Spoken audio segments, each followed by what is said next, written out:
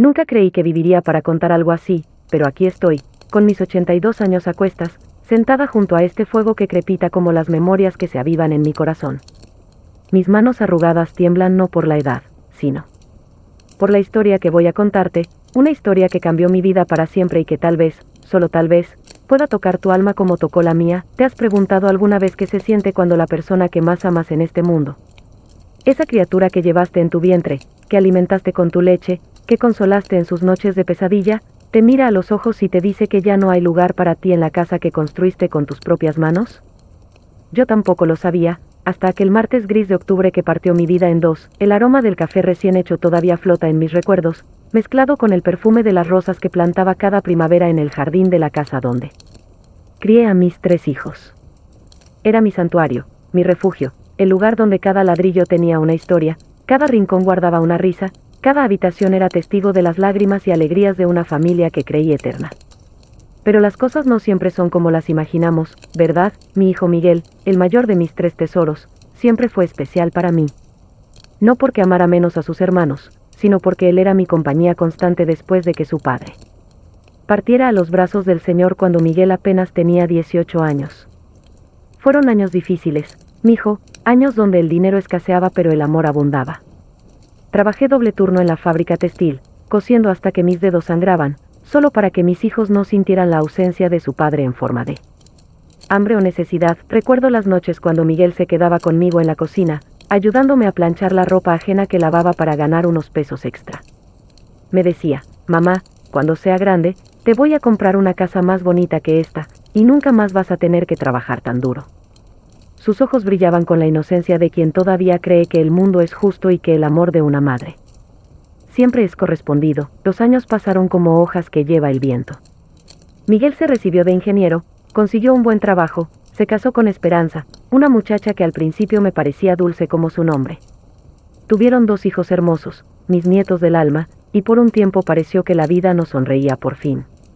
Yo seguía viviendo en mi casita, la misma donde los había criado, cuidando de mis plantas, cocinando para cuando vinieran de visita, tejiendo bufandas para el invierno de mis nietos, pero algo comenzó a cambiar cuando los padres de Esperanza se quedaron sin casa. Habían invertido mal sus ahorros, perdieron todo en un negocio que resultó ser una estafa. Al principio, Miguel me consultó si podían quedarse unos meses en casa, hasta que se acomodaran. Por supuesto, mijo, le dije, la familia es familia. Y esta casa siempre ha tenido las puertas abiertas para quien necesite refugio. Don Alberto y doña Carmen llegaron con sus maletas y una actitud que desde el primer día me hizo sentir incómoda en mi propia casa.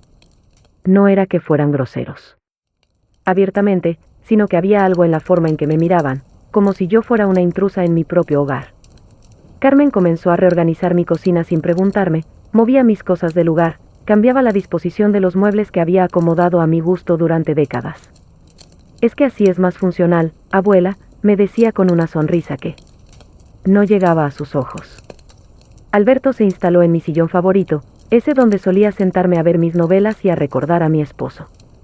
Poco a poco, mis rutinas fueron cambiando, mis espacios fueron siendo ocupados, y yo comencé a sentirme como una visita en la casa que había sido mi refugio por más de 40 años. Miguel parecía no darse cuenta de lo que estaba pasando. Cuando intentaba hablar con él, siempre tenía una excusa: el trabajo, los niños, los problemas económicos. Mamá, tienes que entender que ellos también están sufriendo, me decía. Perdieron todo, necesitan nuestro apoyo. Y yo callaba, porque una madre siempre calla cuando se trata de la felicidad de sus hijos. ¿No es así? Los meses que habían prometido se convirtieron en 1 año, y ese año en 2. La situación económica de Alberto y Carmen no mejoraba, pero tampoco parecían hacer muchos esfuerzos por buscar una solución. Miguel cubría todos sus gastos, les daba dinero para sus medicinas, para sus caprichos, incluso les compró un auto nuevo porque necesitan movilizarse para buscar trabajo. Mientras tanto, yo comencé a notar que las visitas de mis otros hijos se hacían más escasas. Cuando preguntaba por qué, me respondían con evasivas, pero después me enteré de la verdad. Carmen les había dado a entender que ya no eran bienvenidos, que la casa estaba muy llena, que yo estaba delicada de salud y las visitas me cansaban. Mentiras, todas mentiras que fueron tejiendo una red que me aisló lentamente de mi propia familia. ¿Imaginas lo que se siente ver cómo tu mundo se desmorona lentamente, ladrillo por ladrillo, sin poder hacer nada para detenerlo? La gota que derramó el vaso llevó una noche de lluvia torrencial. Yo había preparado el guiso favorito de Miguel, ese que le hacía cuando era niño y se enfermaba. Carmen entró a la cocina y, sin más, tomó la olla y la tiró por el fregadero. «Esta comida está muy salada», dijo. «Además, yo ya preparé la cena para todos». Por primera vez en 2 años exploté.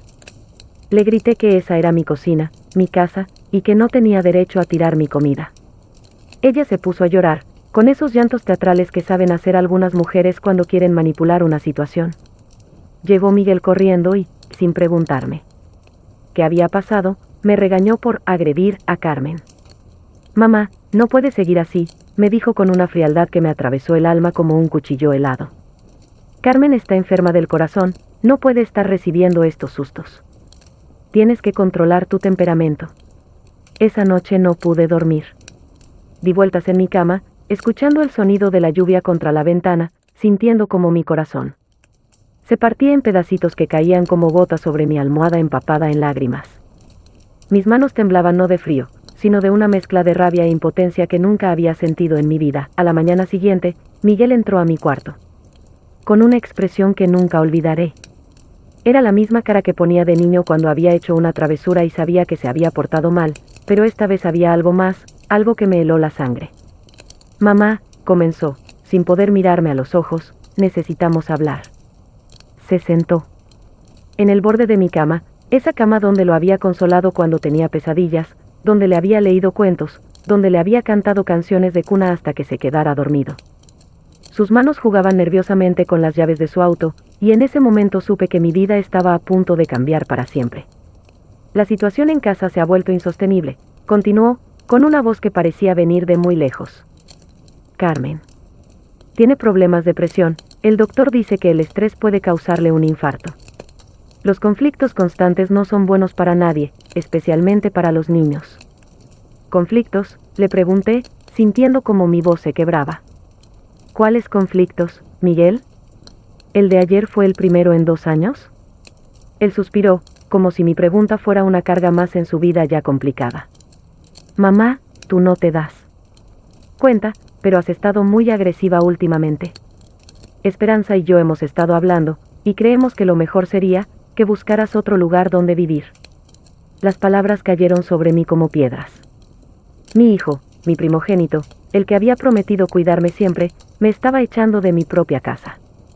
La habitación comenzó a dar vueltas, sentí que el aire se hacía espeso, que mis pulmones no podían llenarse completamente.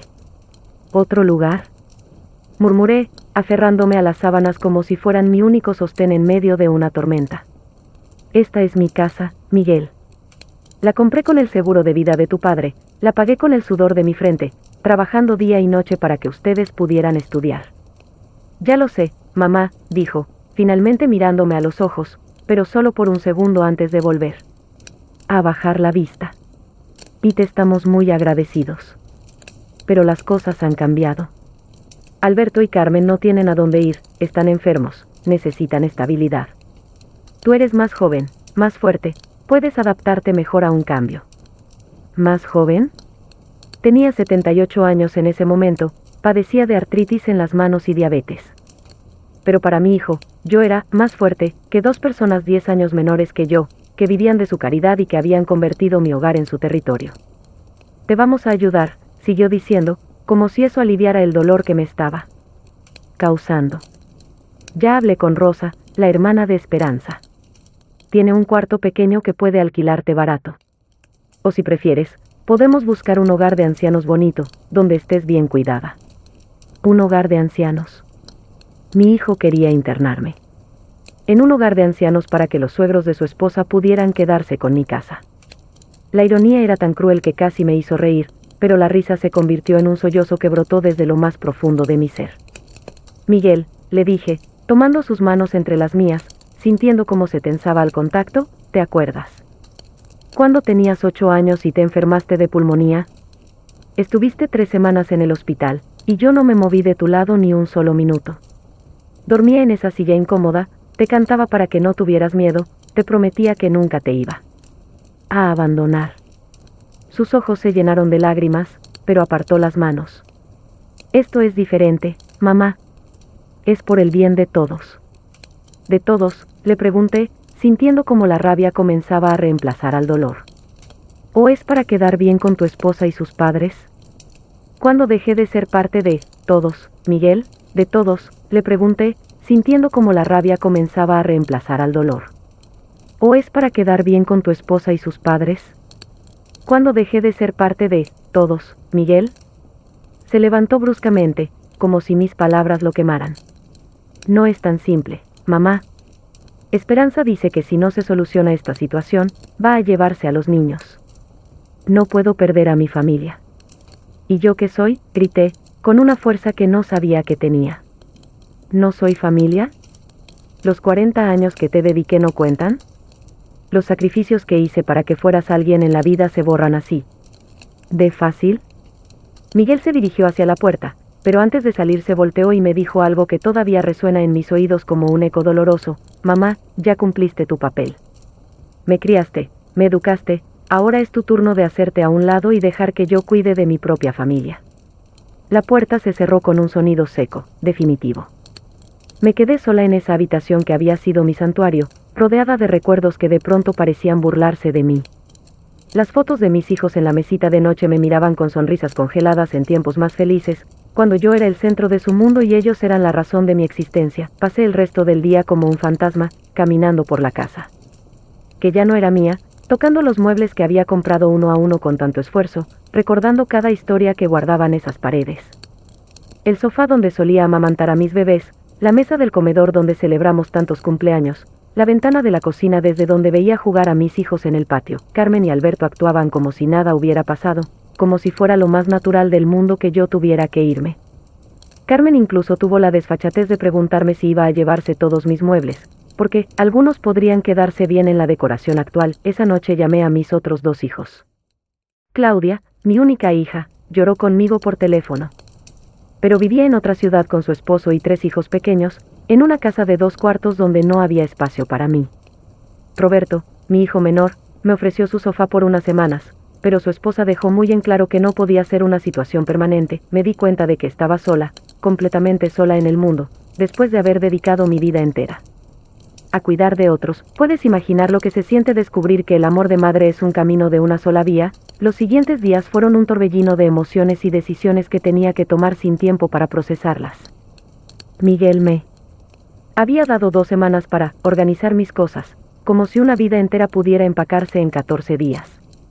Esperanza evitaba mirarme a los ojos, y cuando lo hacía, había una mezcla de culpa y justificación en su expresión que me daba náuseas. Los niños, mis nietos adorados, no entendían por qué la abuela se tenía que ir. El mayor, de 8 años, me preguntó si había hecho algo malo. Me tuve que morder la lengua para no contarle la verdad, para no cargar su inocencia con la amargura de los adultos. La abuela va a vivir en otro lugar, le dije, mientras le hacía las trenzas a mi nieta de 6 años por última vez. Pero los voy a seguir queriendo igual, y ustedes siempre van a ser mis tesoros más preciados. Empaqué mis pertenencias con manos que temblaban más de tristeza que de edad. Cada objeto que guardaba en las cajas era como arrancarme un pedazo del corazón. La máquina de coser con la que había hecho los uniformes escolares de mis hijos, las fotos familiares que documentaban años de felicidad, los regalos del Día de la Madre que habían hecho mis hijos con sus propias manos cuando eran pequeños. Rosa, la hermana de Esperanza, me mostró el cuarto que me alquilaría. Era un espacio diminuto, sin ventanas, que olía a humedad y a sueños rotos. Tenía una cama individual, un pequeño closet y un baño compartido con otros inquilinos. No había lugar para mis muebles, para mis recuerdos, para la vida que había construido durante décadas. Es lo que hay disponible en mi presupuesto, me dijo Rosa con una sonrisa falsa. Pero va a estar cómoda, ya verá. Cómoda. Como si la comodidad tuviera que ver con el espacio físico y no con el calor del hogar, con el amor de la familia, con la sensación de pertenencia que me habían arrebatado de un día para otro. La noche antes de irme, me senté en mi jardín. Por última vez. Las rosas que había plantado con tanto amor florecían espléndidas, ajenas al drama humano que se desarrollaba a su alrededor. La luna llena las bañaba con una luz plateada que las hacía verse etéreas, como si fueran parte de un sueño del que pronto despertaría. Miguel salió de la casa y se sentó a mi lado en el banco que había construido su padre años atrás. Por un momento, Ninguno de los dos dijo nada. Solo escuchábamos el canto de los grillos y el susurro del viento entre las hojas del limonero. Mamá, comenzó, con una voz que parecía venir de muy lejos, quiero que sepas que esto no es fácil. Para mí. Pero lo estás haciendo de todas formas, le respondí, sin mirarlo, con los ojos fijos en las estrellas que habían sido testigos de tantas noches de mi vida. Es que no tienes idea de la presión que tengo en casa, continuó. Esperanza. Lleva meses amenazándome con llevarse a los niños si no se solucionaba este problema. Sus padres no tienen a dónde ir, están enfermos, son mayores, yo también soy mayor, Miguel, le dije, volteándome para mirarlo a los ojos. También estoy enferma. También soy tu familia. Pero tú eres fuerte, insistió, repitiendo. Las mismas palabras que había usado días atrás. Siempre has sido la más fuerte de todos nosotros. Vas a salir adelante, como siempre lo has hecho. Me dio risa, una risa amarga que salió de mis labios como un suspiro cansado. ¿Sabes qué es lo más triste de todo esto, hijo? Que me crié creyendo que si amaba lo suficiente, si me sacrificaba lo suficiente, si daba todo lo que tenía y más, iba a asegurar el amor de mis hijos para toda la vida. Pero resulta que el amor de madre no se deposita en una cuenta bancaria que pueda cobrar cuando sea vieja. Miguel bajó la cabeza, y pude ver cómo sus hombros temblaban. No es que no te quiera, mamá. Es que tengo que elegir. Y ya elegiste. Le dije, poniéndome de pie con dificultad. Solo espero que cuando tengas mi edad, tus hijos sean más generosos contigo de lo que tú estás siendo conmigo. Esa fue la última conversación real que tuvimos en mucho tiempo. Al día siguiente, Roberto llegó con su camioneta para ayudarme con la mudanza. Mis pertenencias cupieron en apenas 6 cajas y 2 bolsas de ropa. 80 años de vida reducidos a eso. Los muebles se quedaron, por supuesto. Carmen me había explicado, con esa sonrisa falsa que ya conocía bien, que encajaban perfectamente con la decoración que tenían planeada. Cuando subí a la camioneta de Roberto, me volteé para ver mi casa por última vez. Miguel estaba parado. En el umbral de la puerta, con la mirada perdida y una expresión que no supe descifrar. Esperanza estaba detrás de él, con una mano posesiva en su hombro, como marcando territorio. Los niños me decían adiós desde la ventana, sin entender por qué la abuela se iba con lágrimas en los ojos. El cuarto de Rosa era tan deprimente como lo recordaba. Las paredes de un color beige desteñido parecían absorber cualquier vestigio de alegría que pudiera quedar en mi alma. El colchón estaba hundido en el centro, la ducha apenas funcionaba, y el ruido de los otros inquilinos era constante día y noche. Los primeros días fueron los más duros. Despertaba por las mañanas esperando oler el aroma del café que preparaba. En mi cocina, esperando escuchar el canto de los pájaros desde mi jardín. En lugar de eso, me recibía el olor a humedad y el sonido de televisores ajenos a todo volumen. No tenía que hacer, no tenía rutina, no tenía propósito. Había pasado. De ser el centro de un hogar a ser una anciana invisible en un cuarto alquilado. Las horas se arrastraban como caracoles heridos, y yo contaba los minutos esperando, ¿qué? ¿Una llamada de Miguel pidiendo perdón? ¿Una visita de mis nietos? ¿Un milagro que devolviera mi vida a como era antes? Pasaron semanas sin noticias. De Miguel. Roberto me visitaba de vez en cuando, siempre con prisa, siempre con la culpa pintada en la cara. Claudia me llamaba por teléfono cada domingo, pero nuestras conversaciones eran tensas, llenas de silencios incómodos y reproches no dichos. Una tarde, mientras estaba sentada en el pequeño parque cerca de la pensión, se acercó una señora mayor que también vivía en el edificio. Se llamaba Esperanza, curiosamente el mismo nombre de mi nuera, pero esta Esperanza tenía ojos bondadosos y una sonrisa genuina. Disculpe, me dijo, sentándose a mi lado sin invitación, pero la he visto muy triste últimamente. Necesita a alguien con quien hablar. Y entonces, por primera vez desde que salí de mi casa, me desahogué completamente. Le conté toda mi historia a una extraña, derramé todas las lágrimas que había estado guardando, expresé toda la rabia y el dolor que me estaban consumiendo por dentro. Esperanza me escuchó sin juzgar, sin aconsejar, solo me escuchó. Cuando terminé, me tomó las manos con las suyas, arrugadas como las mías pero cálidas como el sol de la mañana. Mijita, me dijo, a mí me pasó algo parecido hace 10 años. Mi hijo me echó de casa cuando se casó con una mujer que no me podía ver ni en pintura. Pensé que me iba a morir de tristeza. ¿Y cómo lo superó?, le pregunté, aferrándome a sus palabras como a una tabla de salvación. Aprendí que el amor verdadero no es el que nosotros damos esperando recibir algo a cambio, me respondió. El amor verdadero es el que damos sin condiciones, sin expectativas. Y cuando entendí eso, pude perdonar a mi hijo y encontrar mi propia felicidad. Sus palabras se quedaron conmigo esa noche, dando vueltas en mi cabeza como un eco que no me dejaba dormir. ¿Era posible que todo este dolor fuera porque había amado esperando ser correspondida? ¿Era posible que mi amor de madre hubiera estado condicionado desde el principio? Si quieres escuchar más historias como esta, suscríbete y únete a nuestra familia. Porque a veces, las historias más dolorosas son las que más nos enseñan sobre la vida. Los días siguientes fueron de mucha reflexión.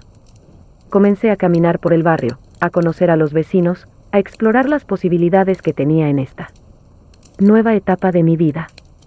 Descubrí una biblioteca pequeña donde podía pasar las tardes leyendo, un centro comunitario donde daban clases de manualidades, un grupo de señoras que se reunían a tejer y conversar. Lentamente, muy lentamente, comencé a construir una nueva rutina.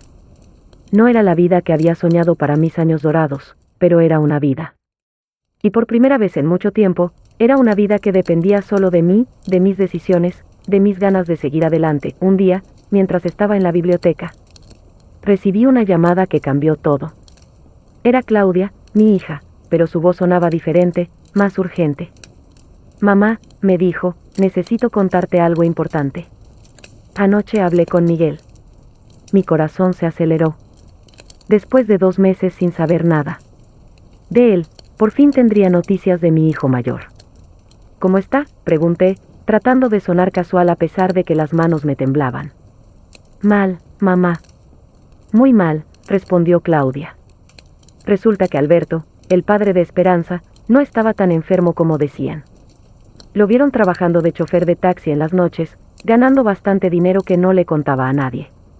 La noticia me cayó como un balde de agua fría.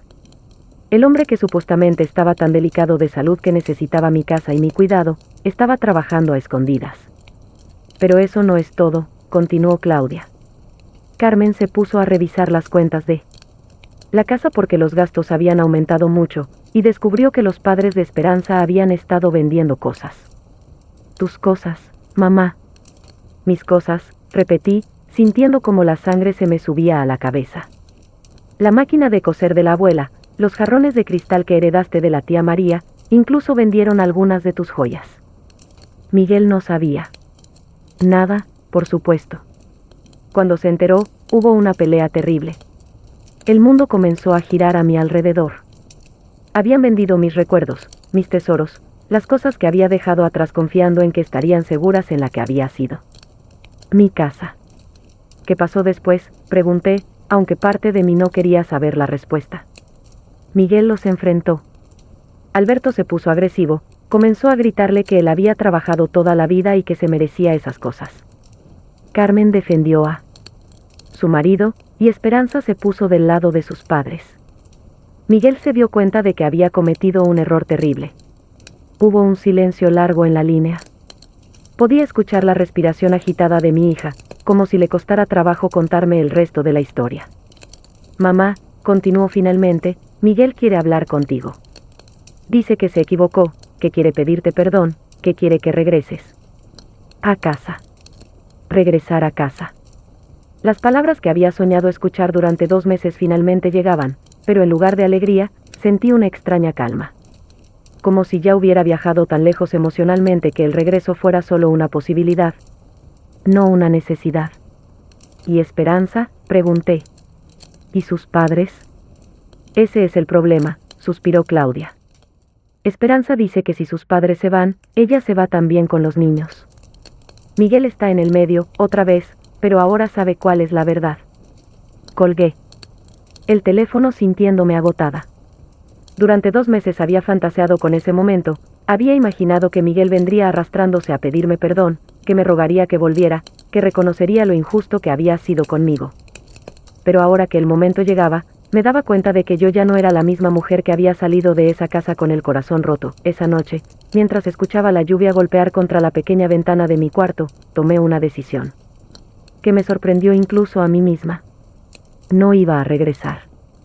No iba a volver corriendo a la casa donde me habían hecho sentir como una intrusa, donde habían vendido mis recuerdos como si fueran basura, donde me habían cambiado por dos extraños. Sin el menor remordimiento, al día siguiente, Miguel llegó sin avisar a la pensión. Rosa me avisó que había un hombre preguntando por mí, y cuando bajé al pequeño lobby, lo vi ahí parado, con la misma expresión culpable de cuando era niño y había roto algo valioso.